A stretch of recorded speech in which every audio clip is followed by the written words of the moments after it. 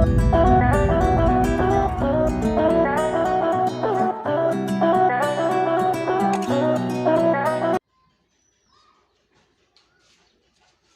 morning class. Today we will discuss the last topic of accounting और chapter first. ठीक है, आज हम लोग डिस्कस करेंगे चैप्टर 1 का लास्ट टॉपिक है, जो कि लास्ट टॉपिक जो है आपका वो है क्वालिटी से रिलेटेड. कि जो हमारा अकाउंटिंग है उसकी अकाउंटिंग जो इन्फॉर्मेशन थी, आप लोगों ने पढ़ा था कि अकाउंट जो हम अकाउंटिंग करते हैं उसके थ्रू हमें कुछ इन्फॉर्मेशन मिलती है या कुछ इन्फॉर्मेशन जनरेट होती है और उस इन्फॉर्मेशन को हम रिलेटेड पर्सन को भेजते हैं, पास करते हैं. तो वही यहाँ पे है कि जो हमारी अकाउंटिंग इन्फॉर्मेशन है उसकी कुछ क्वालिटीज़ होती हैं. जो अकाउंटिंग हमारी इन्फॉर्मेशन प्रोवाइड करती है तो उस इन्फॉर्मेशन की कुछ ना कुछ क्वालिटी होती हैं. तो वो क्वालिटी आज डिसाइड करेंगे, यहाँ पे डिस्क्राइब करेंगे हम. ठीक है, यहाँ पे बताएंगे कि वो क्वालिटी क्या क्या हैं और वो क्वालिटी के अंदर क्या क्या चीज़ें हैं. ठीक है, तो आज हम आपको बताएंगे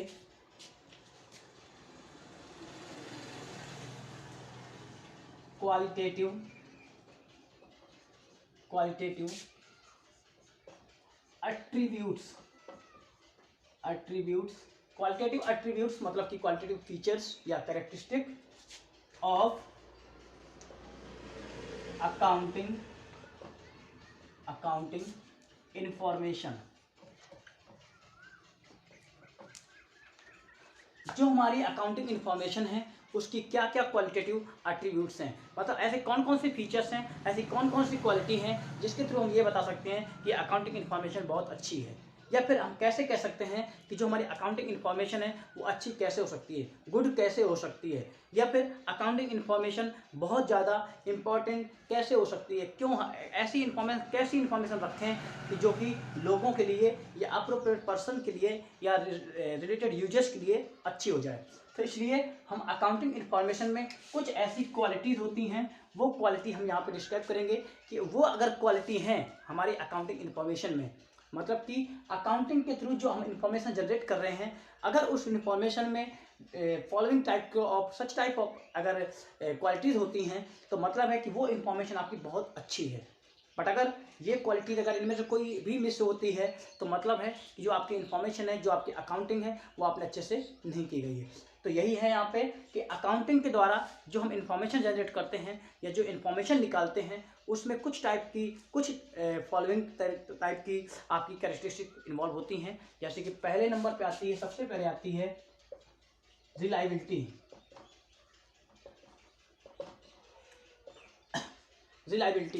रिलायबिलिटी का मतलब होता है विश्वसनीयता. मतलब कि जितनी भी हम अकाउंटिंग इन्फॉर्मेशन प्रोवाइड कर रहे हैं किसी भी यूजर्स को, आपने यूजर्स पहले पढ़ चुके हैं. आपकी यूजर्स ऑफ अकाउंटिंग कौन कौन होते हैं, जैसे ओनर होता है, मैनेजमेंट होता है, एम्प्लॉय होता है, गवर्नमेंट होती है, कस्टमर होता है, बैंक्स होते हैं, क्रेडिटर होते हैं, सप्लायर होते हैं, कंपटीटर्स होते हैं, बहुत सारे जो भी होते हैं. ठीक है, तो हम जो अकाउंटिंग इन्फॉर्मेशन जो भी प्रोवाइड कर रहे हैं किसी भी यूजर्स को, तो याद रखिए वो हमारा क्या होना चाहिए, रिलायबल होनी चाहिए, विश्वसनीय होनी चाहिए. मतलब ऐसी खोज दें, ऐसी खबर करें या ऐसी इन्फॉर्मेशन प्रोवाइड करें कि जो लोगों को लगे कि हाँ ये बहुत रिलायबल है. जैसे कि आप लोगों ने न्यूज़ चैनल देखा होगा, आपके मन में बहुत सारे न्यूज़ चैनलों के नाम ऐसे होंगे कि आपको लगता होगा कि ये न्यूज़ चैनल फेक न्यूज़ देते हैं या फिर ये तो खाली ऐसे फेंकते रहते हैं. इसका मतलब है कि आपको पता है कि वो खबर जो आपको न्यूज़ दे रहा है या जो इन्फॉर्मेशन दे रहा है वो विश्वसनीय नहीं है, वो ट्रस्ट के लायक नहीं है. सेम किसी पर्सन का भी यही एटीट्यूड होता है आपके सामने कि अगर कोई पर्सन सामने कुछ बोल रहा है तो या तो आप ये सोचते हैं कि अरे ये सब ऐसे झूठ बोल रहा है, ये सब ऐसा कुछ नहीं करता है. इसका मतलब है कि जो उसकी इन्फॉर्मेशन है वो रिलायबल नहीं है आपके सामने. और वो रिलायबल होगी कब, वो रिलायबल तब होगी जब वो अगर उसके साथ कोई आपके सामने प्रूफ पेश कर दे. अगर उसने कुछ बोला और आपने मान नहीं रहे हैं, बट अगर उसने आपके सामने प्रूफ पेश कर दिया तो फिर आप क्या करते हैं, आप तुरंत मान जाते हैं. जैसे कोर्ट होता है, कोर्ट क्या करता है, कोर्ट इन्फॉर्मेशन को वेरीफाई नहीं करता, वो बोलता है नहीं तुम रिलायबल नहीं हो. बट फिर क्या किया जाता है, अगर वहाँ पे हम प्रूफ पेश कर देते हैं तो कोर्ट क्या करता है, उसी इन्फॉर्मेशन को वेरीफाई कर लेता है और उसको रिलायबल मान लेता है. तो इसलिए अकाउंटिंग के माध्यम से हम जो भी इन्फॉर्मेशन जनरेट करते हैं या जो भी इन्फॉर्मेशन प्रोवाइड करते हैं उस इन्फॉर्मेशन में एटलीस्ट कम से कम ऐसा कुछ ना कुछ सपोर्टिंग डॉक्यूमेंट्स होना चाहिए जो कि इन्फॉर्मेशन को वेरीफाई कर दे. तो यहाँ पे वेरीफाई का होना जरूरी है. ठीक है। तो मतलब है कि अगर हम किसी भी अकाउंटिंग इन्फॉर्मेशन का वेरिफिकेशन कर सकते हैं तो मतलब है कि वो इन्फॉर्मेशन हमारी रिलायबल है, और अगर वेरिफिकेशन नहीं कर सकते तो वो इन्फॉर्मेशन हमारी रिलायबल नहीं है। जैसे कि मान लो कि ओनर है, ओनर ने अपने अकाउंटेंट से पूछा कि इस साल कितनी परचेज हुई, उसने बोल दिया 4 लाख की। अब ओनर कैसे मान ले कि 4 लाख की उसे परचेज हुई है, या सेल इतने की हुई है, या इतना कैश आया है, या इतना उधार बेचा, या उतना उधार खरीदा है? नहीं मान सकता। तो ऐसी जगह पे आपने जो इन्फॉर्मेशन उसको प्रोवाइड कर रहे हैं, उस इन्फॉर्मेशन को आपको क्या करना होगा, किसी ऐसे किसी एक डॉक्यूमेंट से सपोर्ट करना होगा जिससे कि वो इन्फॉर्मेशन आपकी वेरीफाई हो जाए। तो यहाँ पे जरूरत पड़ेगी आपकी सपोर्टिंग डॉक्यूमेंट्स की। सपोर्टिंग डॉक्यूमेंट की अकाउंटिंग में सपोर्टिंग डॉक्यूमेंट्स बोला जाता है सोर्स डॉक्यूमेंट्स। सोर्स डॉक्यूमेंट्स, ठीक है, सोर्स डॉक्यूमेंट्स मतलब है कि अकाउंटिंग में जो भी आप इंफॉर्मेशन प्रोवाइड कर रहे हैं किसी भी पर्सन को, रिलेटेड पर्सन को, तो उस इंफॉर्मेशन के पीछे क्या सोर्स डॉक्यूमेंट है या वो इंफॉर्मेशन कहाँ से आई है, उसका आपको डॉक्यूमेंट सामने साथ में इन्वॉल्व करना चाहिए। जैसे कि आप लोग प्रोजेक्ट फाइल बनाते हैं या आपने किसी की रिपोर्ट्स पढ़ी होंगी, तो रिपोर्ट्स में क्या रहता है, पूरा रिपोर्ट दिया रहता है और लास्ट में नीचे लिखा रहता है इनक्लोजर, मतलब रेफरेंस, ये हमने इन्फॉर्मेशन कहाँ से कलेक्ट की है। सेम आप विकीपीडिया करेंगे तो विकीपीडिया में भी कुछ नोट्स दिए रहते हैं कि हमने इन्फॉर्मेशन कहाँ से प्रोवाइड की गई है। तो सेम यहाँ पे भी है कि अकाउंटिंग में इन्फॉर्मेशन आपकी तब रिलायबल होगी जब उस इन्फॉर्मेशन के पीछे उसका एक सपोर्टिंग डॉक्यूमेंट्स होगा। सपोर्टिंग डॉक्यूमेंट्स प्रूव करेगा कि हाँ वो इन्फॉर्मेशन सही है, तभी वो वेरीफाई की जाएगी। और जब वेरीफाई हो जाएगी तो तभी बताया जाएगा कि जो इन्फॉर्मेशन आपने दी है वो आपकी करेक्ट है। तो सोर्स डॉक्यूमेंट जैसे बहुत सारे होते हैं, जैसे बोल सकते हैं कैश मेमो। कैश मेमो आप लोगों ने सुना होगा, वैसे तो आप लोग इस चैप्टर के बारे में आगे पढ़ेंगे ही पढ़ेंगे, पर आपको नॉर्मली बता देता हूँ। कैश मेमो का मतलब है कि जब भी आप किसी से आप कुछ भी खरीदते हैं, उसको अगर खरीदते हैं और आप नगद में पेमेंट करते हैं, तुरंत कैश पेमेंट करते हैं, तो उस केस में अगर वो आपको कोई रिसिप्ट देता है, बिल देता है, उसको बोलते हैं कैश मेमो। ठीक है, तो इसका मतलब है कि अगर आप कैश में परचेज करते हैं, नगद में परचेज करते हैं और उसके बदले में आपको जो रिसिप्ट मिलती है, जो बिल मिलता है, उसको बोलते हैं कैश मेमो। तो अगर मान लो कि आपके घर वालों ने आपसे बोला कि लो जाकर के इतने रुपए का ये खरीद के लाओ, ठीक है, आप गए, आपको 2000 रुपये मिले थे, आप खरीद के लाए और आपने मम्मी को बोला कि मैंने 2000 रुपये की पूरी शॉपिंग कर ली। मम्मी ने बोला कि कैसे मैं आपकी बात पे विश्वास कर लूँ कि आपने 2000 की है। तो देखिए, आपको अपनी इन्फॉर्मेशन को अगर रिलायबल बनाना है, विश्वसनीय बनाना है, रिलायबल बनाना, तो आपको क्या करना पड़ेगा, आपको सोर्स डॉक्यूमेंट सामने प्रेजेंट करना होगा। तो सोर्स डॉक्यूमेंट में अगर आपके पास कैश मेमो है तो आप कैश मेमो तुरंत दिखा देंगे तो मम्मी तुरंत चेक कर लेंगी और कह देंगे हाँ तुम सही बोल रहे थे। बट अगर इन केस आपके पास कैश मेमो नहीं है, तब आप अपनी इन्फॉर्मेशन को वहाँ पे वेरीफाई नहीं करवा पाओगे, और ऐसे केस में जो आपने इन्फॉर्मेशन दी है वो आपकी रिलायबल नहीं होगी। तो इसी वजह से अकाउंटिंग में जो भी इंफॉर्मेशन होती है उसका रिलायबल होना इम्पॉर्टेंट है, और रिलायबल होगी तब अगर कोई भी इंफॉर्मेशन आप प्रोवाइड कर रहे हैं तो उसके पीछे आपको एक सपोर्टिंग डॉक्यूमेंट्स या सोर्स डॉक्यूमेंट वहाँ पे यूज करना होगा। ठीक है, जैसे कैश मेमो हो गया, इनवॉइस होता है, बिल होते हैं, कैश रिसिप्ट होती है,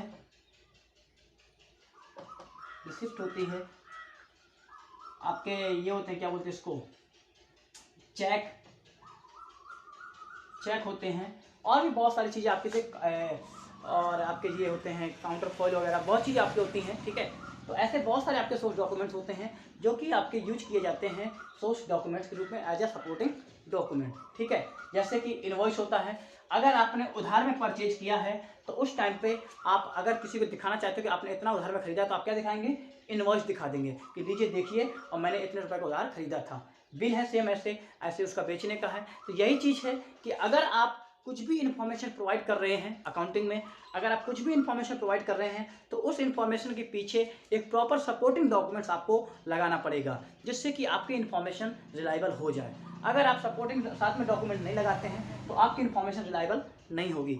एक तरीका आपने और भी देखा होगा कि जैसे मान लो कि आपके किसी ऑफिशियल डॉक्यूमेंट में कुछ मिस्टेक्स कर देते हैं या रॉन्ग कुछ एंट्री कर देते हैं, तो ऐसे केस में क्या किया जाता है कि वहाँ पे या तो उसको कट करके दूसरा लिखा जाता है सही एंट्री, और इसके बाद आपका साइन वहीं पे करा दिया जाता है, जिससे कि वो साइन आपका प्रूव करता है कि जो आपने कट किया है, मिस्टेक की है, वो वेरीफाई कर रहा है आपका साइन कि वो आपके सामने हुआ है। ठीक है, तो यही चीज़ है कि अगर आपको कोई भी इंफॉर्मेशन है मोर वेरीफेबल बनानी है या मोर रिलायबल बनानी है, उस कंडीशन में आपको उसके साथ साथ एक ऐसा सपोर्टिंग डॉक्यूमेंट्स लगाना पड़ेगा जिससे कि इंफॉर्मेशन आपकी ज़्यादा इंपॉर्टेंट और ज़्यादा रिलायबल बन जाए। ठीक है, चलिए दूसरा पॉइंट है आपका रिलीवेंस। रिलीवेंस का मतलब है कि आपने जो भी अकाउंटिंग इन्फॉर्मेशन जनरेट की है अकाउंटिंग के माध्यम से, आपने जो अकाउंटिंग की है, मतलब कि आपने जो रिकॉर्डिंग की है, क्लासीफाइंग किया है या समराइजिंग किया है, मतलब कि आपने जो जर्नल बनाया है, लेजर बनाया है, लेजर मतलब होता है क्लासीफाई किया है, और समराइजिंग में आप क्या करते हैं, प्रॉफिट एंड लॉस अकाउंट और बैलेंस शीट। ठीक है, आपने ये जो भी प्रिपेयर किए हैं, इनके माध्यम से आपने जो भी इंफॉर्मेशन निकाली है या जो भी इंफॉर्मेशन आपने जनरेट की है, उस इंफॉर्मेशन को आपको रिलेटेड पर्सन को ही प्रोवाइड करना होगा। ठीक है, ऐसा नहीं कि आपने जो भी इंफॉर्मेशन निकाली है वो सभी की सभी इंफॉर्मेशन आप सभी पर्सन को प्रोवाइड करते हैं। मान लो कि आपके बिजनेस में कितना प्रॉफिट का रेट चल रहा है, क्या रेट नहीं चल रहा है, कितना लॉस हो रहा है, आपके रेशियो क्या है, टर्नओवर क्या है, ये सब की इंफॉर्मेशन आप एक नॉर्मल कस्टमर को प्रोवाइड नहीं कर सकते। ठीक है, तो इसका मतलब है कि आपकी जो भी इंफॉर्मेशन है आपके ऑर्गेनाइजेशन की, आपकी अकाउंटिंग इंफॉर्मेशन जो भी है, आप केवल उनको रिलेटेड पर्सन को ही प्रोवाइड करेंगे। ठीक है, इसमें ये बोला जाता था, इसलिए कहा जाता है कि रिलेवेंस होना चाहिए अकाउंटिंग इंफॉर्मेशन में, एक रिलेवेंस होना चाहिए, मतलब कि accounting information must be provided to the such type of important person. मतलब है कि अकाउंटिंग इंफॉर्मेशन जिस पर्सन से रिलेटेड है उसी पर्सन को प्रोवाइड करना चाहिए। जैसे क्रेडिटर है, जिससे हम उधार में खरीदते हैं, तो उसको केवल कुछ ही इंफॉर्मेशन दीजिए कि हमारे बिजनेस में कितनी कैश है और कितना हमारा प्रॉफिट होता है, बस इतना उसके लिए सफिशिएंट है। इसके अलावा उसको और नेसेसरी इन्फॉर्मेशन और भी इंपॉर्टेंट इन्फॉर्मेशन बताने की ज़रूरत नहीं है कि हमारे यहाँ कितना परचेज होता है, हम किससे और ख़रीदते हैं, किसको और बेचते हैं, ये सब बताने की ज़रूरत नहीं है। जैसे कि हमें ये जानना ज़रूरी है कि हमारे डेटर्स कितने हैं, हमें उनके नंबर जानने जरूरी नहीं है कि कितने हैं, 4 हैं, 5 हैं, 6 हैं, इतना मतलब नहीं है, हमें टोटल अमाउंट पता चाहिए कि हमारे डेटर कितने हैं। इसीलिए बता रहे हैं कि अकाउंटिंग जो भी इंफॉर्मेशन है वो रिलेवेंस होनी चाहिए, मतलब कि आपके जो पर्सन है उनके अकॉर्डिंग होनी चाहिए, और साथ ही साथ जो हमारा ऑब्जेक्टिव है ऑर्गेनाइजेशन का जो ऑब्जेक्टिव है उससे रिलेटेड होनी चाहिए। अगर इन्फॉर्मेशन उससे रिलेटेड नहीं है तो मतलब है कि वो इन्फॉर्मेशन आपकी इम्पॉर्टेंट नहीं है। तो ये है कि अकाउंटिंग में जो भी इंफॉर्मेशन आप जनरेट कर रहे हैं वो बिजनेस के जो ऑब्जेक्टिव हैं उसको फुलफिल करना चाहिए। अगर बिजनेस के ऑब्जेक्टिव फुलफिल हो रहे हैं तो मतलब है कि आपकी इन्फॉर्मेशन करेक्ट है और आप इन्फॉर्मेशन सही वे में ले जा रहे हैं। ठीक है, तो आप याद रखिएगा रिलेवेंस में है कि आपकी जो इन्फॉर्मेशन है वो रिलेटेड पर्सन को जानी चाहिए और साथ साथ ही रिलेटेड ऑब्जेक्टिव की होनी चाहिए। अगर हमारा ऑब्जेक्टिव फुलफिल नहीं हो रहा है तो उस टाइप की इन्फॉर्मेशन को हमें रिकॉर्ड नहीं करना चाहिए। तो अकाउंटिंग में वही इन्फॉर्मेशन रिकॉर्ड कीजिए जो हमारे अकाउंटिंग के या जो हमारे ऑर्गेनाइजेशन के ऑब्जेक्टिव को फुलफिल करती है। ओके, ठीक है, तो इस पॉइंट में यहाँ तक हो गया आपका कि रिलेवेंस में क्या है। तो मतलब है कि जैसे हमें ये आया कि हमारी कंपनी में 1 साल का डिविडेंड कितना है या हमारे रेट ऑफ डिविडेंड कितना है, मतलब कितना हम प्रॉफिट देते हैं कस्टमर अपने जो हमारे यहाँ बिजनेस में पैसा लगाते हैं इन्वेस्टर। तो अगर हमारा डिविडेंड का रेट क्या है ये जरूरी है केवल इन्वेस्टर के लिए, तो ऐसी इन्फॉर्मेशन केवल इन्वेस्टर को देनी चाहिए, ना कि हम सभी को दे दें। तो याद रखिएगा कि रिलेवेंस में है कि अकाउंटिंग जो भी इन्फॉर्मेशन है वो हमारे अकाउंटिंग के ऑब्जेक्टिव के अकॉर्डिंग होनी चाहिए, और साथ ही साथ जो रिलेटेड पर्सन है केवल उसको उतनी ही इन्फॉर्मेशन देनी चाहिए जिससे वो रिलेटेड हो। अगर उसके अलावा अगर वो रिलेवेंस नहीं रखता तो उसको इन्फॉर्मेशन प्रोवाइड नहीं करनी चाहिए। एंड द नेक्स्ट पॉइंट है आपका अंडरस्टैंडेबिलिटी। Understandability understandability. अंडरस्टैंडेबिलिटी का मतलब आप जानते हैं समझने लायक। मतलब है कि अकाउंटिंग इन्फॉर्मेशन जो भी हम प्रोवाइड कर रहे हैं वो हम इस मैनर में प्रोवाइड करें कि उसे कोई भी समझ ले या कोई भी उसको जान जाए। ऐसा नहीं है कि हमारी इन्फॉर्मेशन जो हम अकाउंट की इन्फॉर्मेशन प्रोवाइड कर रहे हैं वो हम केवल एज ए अकाउंट स्टूडेंट को ही प्रोवाइड कर रहे हैं। मान लो कि हमने प्रॉफिट एंड लॉस अकाउंट बनाया और बैलेंस शीट बना दी, खाली प्रॉफिट एंड लॉस अकाउंट और बैलेंस शीट ऐसे बना के रख दी, और कोई एक नॉर्मल पर्सन है जिसने अकाउंट्स नहीं पढ़ी है, जिसने कॉमर्स नहीं पढ़ी है और वो उसको समझ नहीं पा रहा है। तो इसीलिए इस मैनर में हमें ये करना चाहिए कि हम जो भी इंफॉर्मेशन प्रोवाइड कर रहे हैं या जो भी इंफॉर्मेशन हम रिकॉर्ड कर रहे हैं उसे हम इस वे में प्रोवाइड करें, इस वे में रिप्रेजेंट करें कि सामने वाला पर्सन उसको इजीली समझ जाए।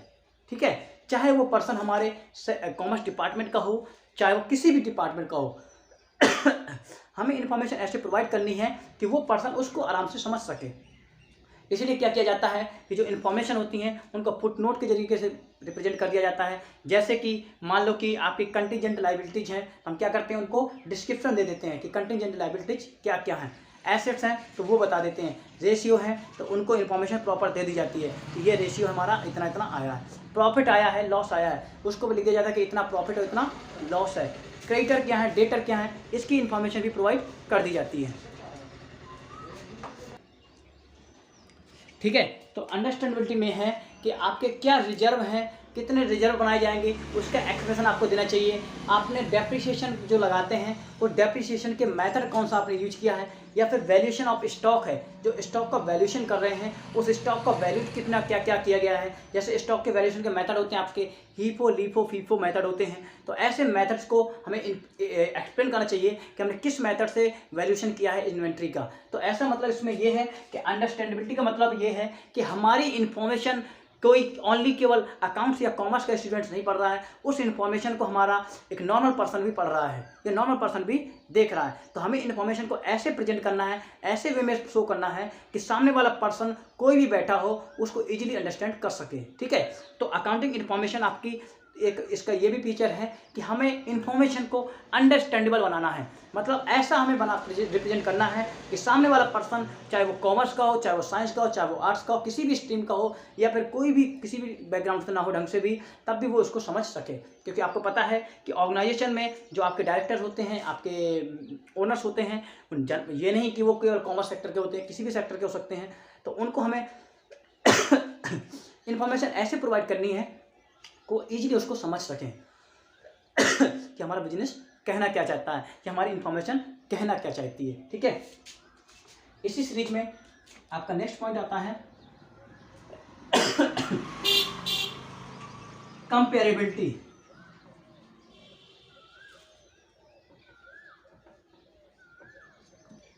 कंपेरेबिलिटी मतलब यह है कंपेयर करना।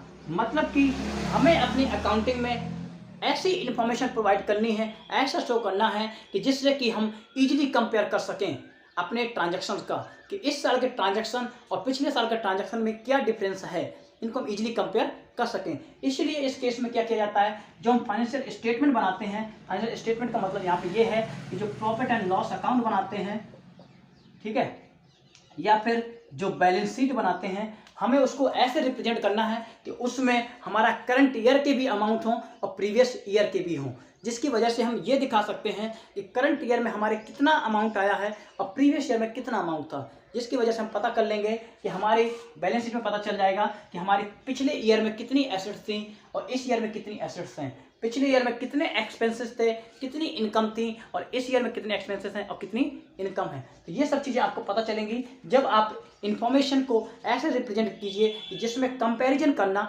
बहुत ही ईजी हो जाए। और क्योंकि देखिए, आपको अगर प्रोग्रेस करनी है अपने ऑर्गेनाइजेशन की तो आपको कंपैरिजन आपको करना होगा, कि आपका कंपैरिजन करना होगा, या तो आप अपने पिछले रिकॉर्ड से कंपैरिजन करेंगे या फिर आप अपने ही तरीके के सेम बिजनेस से जो दूसरे समय लगा हुआ है। जैसे कि हम अगर रेस्टोरेंट खोले हुए हैं तो सामने एक रेस्टोरेंट खुला होगा, उस रेस्टोरेंट से हम कंपैरिजन कर सकते हैं। तो याद रखिएगा, कंपैरिजन या तो हम अपने प्रीवियस ईयर से कर सकते हैं या फिर हम सेम बिजनेस के किसी दूसरे ऑर्गेनाइजेशन से कर सकते हैं। ऐसा नहीं कि अगर मान लो कि हमारा बिजनेस है रेस्टोरेंट का और हम रेडीमेड क्लॉथ वाले से अपना कंपैरिजन करने लगे। सेम चीज़ यहाँ पे भी है कि आपको कंपैरिजन के लिए भी स्टेप वो लेने चाहिए जो आपके सेम जगह पे लगे हुए हों, सेम इंडस्ट्रीज हों तभी आप कंपैरिजन कर सकते हैं। अगर सेम इंडस्ट्री नहीं है तो आप कंपैरिजन नहीं कर सकते हैं। जैसे कि अगर हम कहें कि साइंस का स्टूडेंट अच्छा पढ़ता, कॉमर्स का स्टूडेंट अच्छा नहीं पढ़ता, ये कंपैरिजन नहीं कर सकते हैं, क्योंकि साइंस का स्टूडेंट अलग है और कॉमर्स का अलग है। जैसे हम कह दें कि आपका कॉमर्स में केवल आपका 80% आ रहा है, साइंस में 90% जा रहा है, तो ये कंपैरिजन नहीं है। या फिर कॉमर्स में 90% जा रहा है, साइंस में 80% आ रहा है, ये कंपैरिजन नहीं है। आप कॉमर्स का कंपैरिजन कॉमर्स के स्टूडेंट से कर सकते हैं। मतलब है कि या तो कॉमर्स के प्रीवियस ईयर के रिकॉर्ड से कंपैरिजन कीजिए, या फिर किसी दूसरे स्कूल के, दूसरे इंस्टीट्यूट के कॉमर्स के स्टूडेंट्स का क्या रिकॉर्ड है उसके बेस पे आप कंपैरिजन कर सकते हैं। सेम आप साइंस का भी है कि आपका साइंस का पिछला रिकॉर्ड क्या था उससे कंपैरिजन कीजिए, या फिर साइंस का ही सेम दूसरी स्कूल का क्या रिकॉर्ड है उससे कंपैरिजन कर। बट कंपैरिजन में आप याद रखेंगे कि अगर आपको कंपैरिजन करना है तो आपको सेम तरीके के ऑर्गेनाइजेशन से करना होगा। जैसे सिकोहाबाद का है तो सिकोहाबाद के स्कूल से ही कंपैरिजन कीजिए। अब ऐसा नहीं कि सिकोहाबाद का कंपैरिजन आपको करना है और आप कंपैरिजन करने लगे आप मुंबई के किसी स्कूल से, वो डिफरेंट होगा। अब अगर आप कंपैरिजन करने लगे किसी केवी से, आप किसी जेएनवी से करने लगे, तो ये आपके डिफरेंट कॉन्सेप्ट हो जाएंगे। कंपैरिजन आप ऐसे नहीं कर सकते, क्योंकि कंपैरिजन आप तब कर पाएंगे जब आपकी दोनों ही साइडें सेम होनी चाहिए। आपके अगर दोनों ही साइडें इक्वल साइड पे हैं तभी आप इनका कंपैरिजन निकाल सकते हैं कि कौन बेटर है कौन बुरा है। बट अगर आपको पता है कि ऑलरेडी एक अलग है और एक अलग है, दोनों के कॉन्सेप्ट अलग अलग हैं, तो दोनों का कंपैरिजन कभी भी नहीं हो सकता। तो सेम आपका अकाउंटिंग में भी है कि अकाउंटिंग में आपको इन्फॉर्मेशन को ऐसे रिकॉर्ड करनी है या ऐसे मेंटेन करके रखनी है या ऐसे प्रोवाइड करनी है कि जिससे कि हम इजीली कंपैरिजन कर सकें, जिससे की वजह से कि हम अपनी प्रोग्रेस को, अपनी परफॉर्मेंस को, अपनी पोजीशन को इजीली देख सकें, चेक कर सकें और उसको और इम्प्रूव कर सकें। ठीक है, तो इसी वे में किया जाता है कि जो हमारे प्रॉफिट एंड लॉस अकाउंट बनते हैं और जो हमारी बैलेंस शीट बनती हैं वो 2 ईयर्स के अमाउंट में बनती हैं।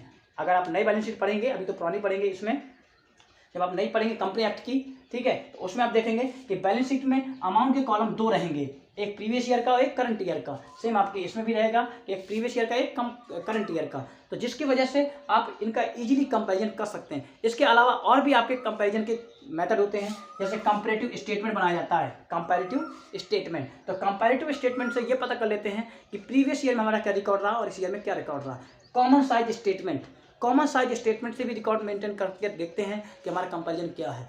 एक आता है ट्रेंड एनालिसिस, ठीक है। तो ऐसे ही आपके बहुत सारे मेथड्स हैं जिनकी वजह से आप कंपैरिजन करते हैं। बट कंपैरिजन आप तब कर पाएंगे जब आपने इन्फॉर्मेशन को इस वे में रिप्रेजेंट किया होगा जैसे कि कंपैरिजन करना आपका आसान हो जाए। ठीक है, तो ये आपका ये भी एक मेथड था। इसके बाद आपका आता है फेथफुल प्रेजेंटेशन। लास्ट वन है आपका फेथफुल प्रेजेंटेशन। फेथफुल प्रेजेंटेशन का मतलब है यहाँ पे कि आप प्रेजेंटेशन ऐसा कीजिए जो फेथफुल हो। आप किसी भी रॉन्ग इन्फॉर्मेशन को प्रेजेंट मत कीजिए। अगर आप जो भी आपकी इन्फॉर्मेशन है आप उसको ऐसा प्रेजेंट करके रखिए कि आपकी बिल्कुल करेक्ट इन्फॉर्मेशन हो। अगर आप रॉन्ग इन्फॉर्मेशन प्रेजेंट करेंगे तो सामने वाले पर्सन को जब पता चल जाती है रॉन्ग इन्फॉर्मेशन, तो वो क्या होता है, उसका फेथ आपके ऊपर से खत्म हो जाता है। तो इसीलिए आपको इन्फॉर्मेशन जो भी प्रेजेंट करनी है, जिस वे में प्रेजेंट करनी है, आपको उसमें फेथफुल आपको रखना पड़ेगा। मतलब विश्वसनीय तरीके से आपका उसमें विश्वास रहे, ऐसी इन्फॉर्मेशन आपको प्रोवाइड करनी चाहिए। ठीक है, तो ऐसे ही बहुत सारी आपके ये जो आपकी कैरेक्टरिस्टिक, तो मतलब है ये 5 आपकी जो इन्फॉर्मेशन है वो आपकी इन्फॉर्मेशन, आपकी जो फीचर्स हैं वो आपकी किसी भी इन्फॉर्मेशन में होना जरूरी है। आप खुद मान लीजिए आप भी जो मुझे इन्फॉर्मेशन दे रहे हैं तो उस इन्फॉर्मेशन में भी ये चीज़ें होनी चाहिए। आपका रिलायबिलिटी होनी चाहिए, आप मुझे पूरे सपोर्टिंग डॉक्यूमेंट्स के साथ प्रोवाइड कीजिए। रिलेवेंस होना चाहिए, जिस मेथड से आप मुझसे बात करना चाहते हैं, जिस रिलेटेड है आपको उसी से अकॉर्डिंग बात करनी चाहिए। खाली मुझसे फालतू की बात नहीं कर सकते हैं। अंडरस्टैंडेबिलिटी, आपको जो भी बातें करनी है, मुझे जो भी बात करनी है, ऐसी बातें करें जिससे आप भी समझ जाओ और मैं भी समझ जाऊँ। कंपैरेबिलिटी, हम ऐसी इन्फॉर्मेशन प्रोवाइड करें जिससे कि हम अगर चाहें तो अगले समय में हम कंपैरिजन कर पाएँ। फेथफुल, आप जो भी प्रेजेंट करेंगे या मैं जो भी प्रेजेंट करूं वो फेथफुल मैनर में करूं, कोई भी मेरी यहाँ पे रॉन्ग या 420 की करने की जरूरत ना पड़े। ठीक है, तो इसी तरीके से अकाउंटिंग की जो इन्फॉर्मेशन होती है उसमें ये 5 कैरेक्टरिस्टिक का होना बहुत ही इंपॉर्टेंट होता है। चलिए, आपका अब जो लास्ट टॉपिक है ओनली, इसके बाद आपके इस चैप्टर में कुछ रह जाता है। कल से आप स्टार्ट करेंगे हम लोग नेक्स्ट चैप्टर। तो रह जाता है रोल ऑफ अकाउंटिंग, मतलब जो हमारी अकाउंटिंग है उसके क्या क्या रूल्स हैं। ठीक है, तो आपके नॉर्मली रूल्स जो हैं, वैसे जो आप लोगों ने इंपॉर्टेंस पढ़ चुके हैं, ऑब्जेक्टिव पढ़ चुके हैं, उन्हीं का अगर कॉम्बिनेशन बनाते हैं तो वही आपके रोल आ जाते हैं कि हमारे अकाउंटिंग का रोल कहाँ कहाँ होता है। ठीक है, तो पहला है role of language. Role of language का मतलब होता है जो अकाउंटिंग होती है वो हमारे किसी भी ऑर्गेनाइजेशन के किसी भी बिजनेस की एक लैंग्वेज होती है। मतलब कि बिजनेस क्या बोल रहा है, बिजनेस किस लैंग्वेज में बोल रहा है, वो आपको शो करती है अकाउंटिंग। अकाउंटिंग के माध्यम से आप रिपोर्ट्स प्रिपेयर करते हैं, प्रॉफिट एंड लॉस अकाउंट बताते हैं, उसकी बैलेंस शीट बनाते हैं। वही रिप्रेजेंट करता है कि हमारा बिजनेस की क्या लैंग्वेज है, बिजनेस क्या कर रहा है, क्या नहीं कर रहा है, कैसा है और कैसा नहीं है। इसलिए अकाउंटिंग को हम बिजनेस की लैंग्वेज भी बोलते हैं। ठीक है, तो बिजनेस की लैंग्वेज मतलब है कि बिजनेस क्या रिप्रेजेंट कर रहा है, क्या बोलना चाहता है, वो सब कौन बोलेगा, उसकी अकाउंटिंग। अकाउंटिंग में मतलब बैलेंस शीट और प्रॉफिट एंड लॉस अकाउंट सब बोल देता है कि बिजनेस क्या है और क्या नहीं है। इसलिए अकाउंटिंग को उसकी लैंग्वेज बोला जाता है। द सेकंड वन है role of historical records. Role of historical records का मतलब है जो अकाउंटिंग है वो हमारे हिस्टोरिकल रिकॉर्ड्स के बेस पे बनती है। मतलब कि जो पिछले डेटा हैं उनको लेकर के भी हम चलते हैं, उनके बेस पे हम अपनी पूरी अकाउंटिंग इन्फॉर्मेशन को मेंटेन करते हैं। हम यहाँ पे मार्केट में वैल्यू में क्या चल रहा है हम उसको नहीं देखते हैं, यहाँ पे हम अपने हिस्टोरिकल रिकॉर्ड्स को मेंटेन करते हैं। Net profit, role of determination of net profit, मतलब है अकाउंटिंग का एक रोल ये भी होता है कि वो डिटरमाइन करता है कि हमारा नेट प्रॉफिट कितना हुआ है।